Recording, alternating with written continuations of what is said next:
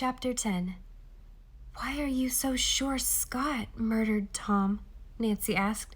She shivered in her damp clothes in the empty, cold room. DJ scowled. "Lots of reasons. I saw them together Friday night, leaving the spotted dog about 9 o'clock. They didn't notice me. I was in the pickup, and it was dark. They rode off, Tom following Scott, and that was it. I never saw Tom again." Under DJ's anger and bitterness, Nancy heard despair. She remembered Barb's words. "Inside, he's really hurting." She spoke quietly. "That's not conclusive evidence." "That's what the police said." DJ rubbed his chest as if it ached. "They even suggested I was making it up to throw suspicion off myself." "Were you?" The same thought had occurred to Nancy. "No!" DJ picked up a chunk of scrap wood and threw it across the room. "Why doesn't anyone believe me? I know Scott did it." "But why would he?" Nancy said. "Because he was blackmailing Scott." DJ groaned as soon as he realized he'd blurted out Tom's secret. Blackmail, Nancy thought. So that's how Tom got so much money. Suddenly, DJ grabbed Nancy by the shoulders. "Promise me you won't tell anyone. You've got to promise." His powerful fingers dug into Nancy's flesh. "Let go of me," she demanded. "Promise." He towered over her, his eyes begging her. Nancy was moved by his pain at betraying his friend. "All right," she said calmly. "I won't tell anyone without your permission." DJ let her go so suddenly that she staggered backward. He stalked across the room, stopped at an empty window frame, and stared out, as if he were looking at a view instead of a blue plastic tarp. For a moment, neither of them said anything. Finally, DJ turned to her. "I'm sorry if I hurt you." "It's okay. You were upset." "When did Tom tell you he was blackmailing Scott?" "He didn't exactly." DJ began to pace. "One night about 3 weeks ago, I got mad and made him tell me where he was getting all his cash. He admitted it was blackmail, but he wouldn't say who was paying him. I put 2 and 2 together and figured out it was Scott." "Why Scott?" Nancy leaned against the wall, watching him. "It's obvious. First, he's rich. He could afford it. No sense squeezing someone who hasn't got it.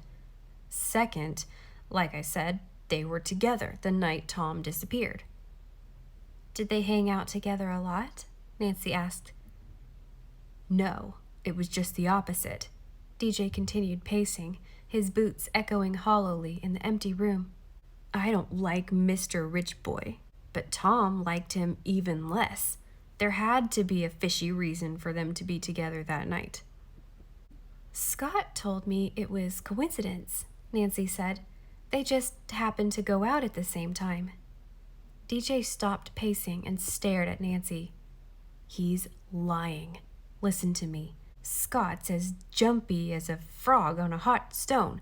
He's hiding something, and it's something big. Big enough to make him pay Tom to keep his mouth shut." "But you don't know what he's hiding?" "No." DJ slammed his fist into the palm of his other hand. "And there's another reason. The police asked me for the name and address of the guy who ran your moped off the road. I gave it to them and was glad to. Hank was a troublemaker from his first day on the job, and you know who hired him from the mainland when one of my guys got sick?"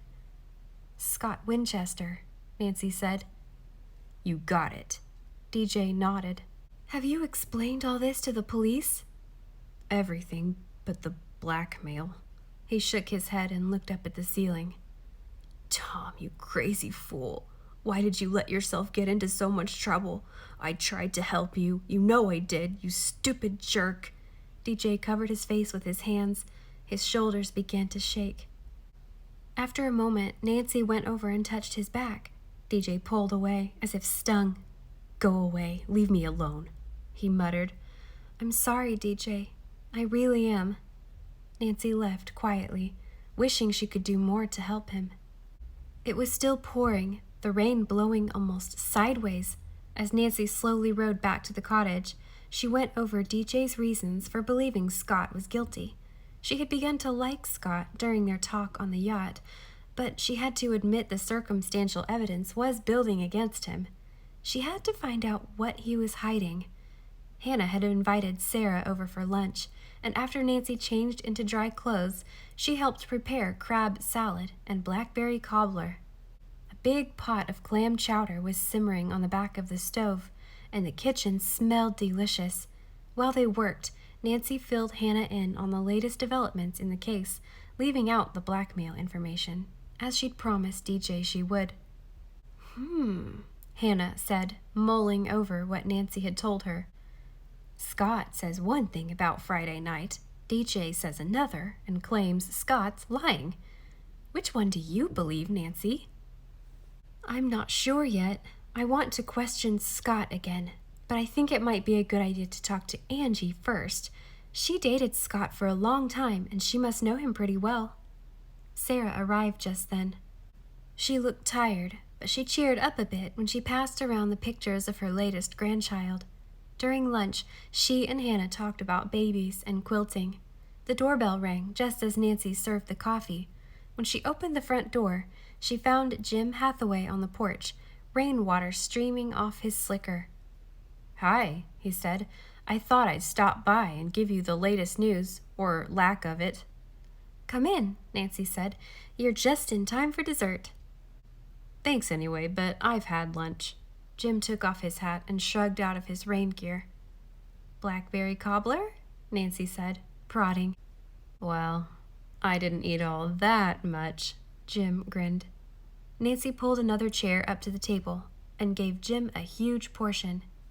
Sarah let him enjoy the first few bites before she asked, Have you been able to find out where that money came from? I'm afraid not, Jim said. The bills are almost untraceable. They were all used, with assorted serial numbers.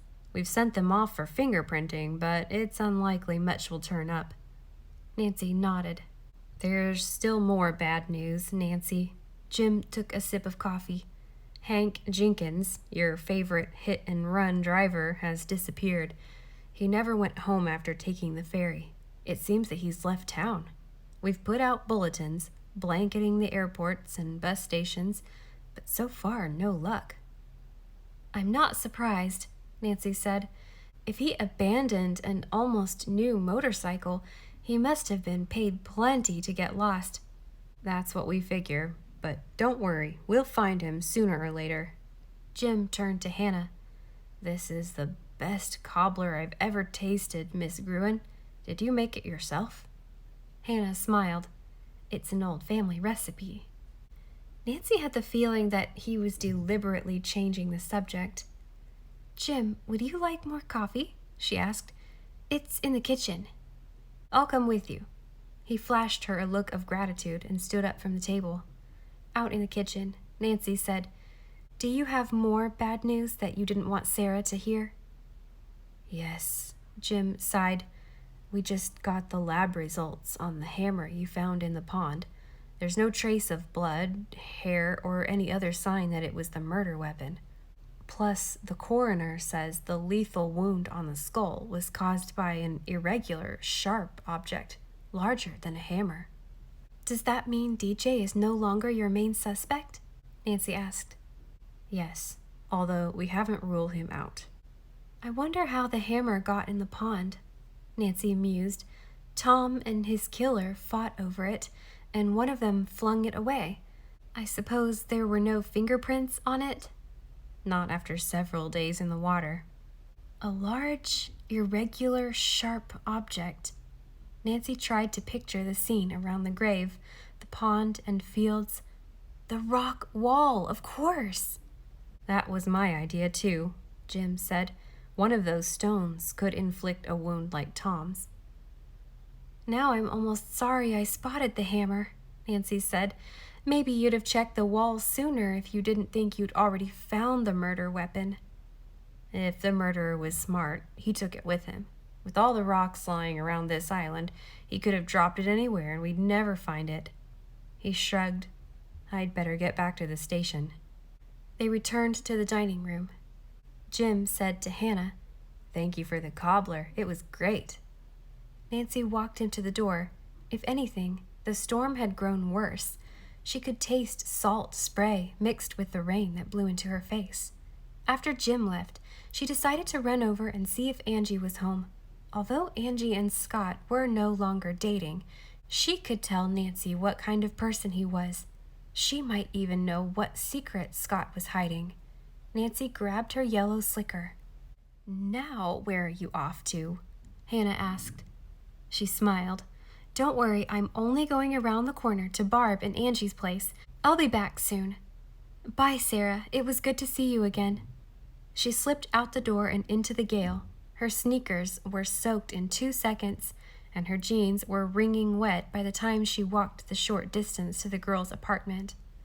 When Nancy knocked, Angie opened her door only a crack. I'm sorry, Nancy. Barb's not here, and I'm really busy right now." "Can I come in just for a second? I need to talk to you. It's important." Nancy shivered as a gust of wind blew back the hood of her slicker, and cold rainwater trickled down her neck. Angie leaned out and peered behind Nancy, checking up and down the street. "Okay, but only a second. I'm getting ready for work." "Thanks." Nancy stepped inside the cheerful apartment and took off her dripping jacket. "I had a long talk with DJ this morning. He made some strong accusations against the guy you used to date. I'm hoping you can tell me a little bit about Scott." "Scott?" Angie squealed. "Scott Winchester?" "Yes, I know you broke up, and I guess it was pretty painful for you, but I'm not going to tell you anything about him. Not a thing." Angie's face was rigid and pale. "If that's what you came for, please leave right now." "Gee, Angie, I'm sorry," Nancy said. "I didn't mean to upset you. Someone knocked on the door. Angie whirled around and stared at it, frozen. "Would you like me to answer it?" Nancy asked. "No, don't! You have to go." "All right, but the only way I can leave is through that door," Nancy pointed out gently. "Oh no, this is awful. I told him it was too risky. Why did I ever?" The door opened. "Hey, Angie, what kind of wife keeps her husband waiting in the pouring?" Scott Winchester's voice trailed off as he spotted Nancy. Silently, he stepped inside and shut the door behind him. The silence grew as Nancy turned from Angie to Scott and back again. Finally, she said, "Did I hear you correctly?" Scott walked over to Angie and put his arm around her. "Yes, you did. This is my wife, Angelina Winchester."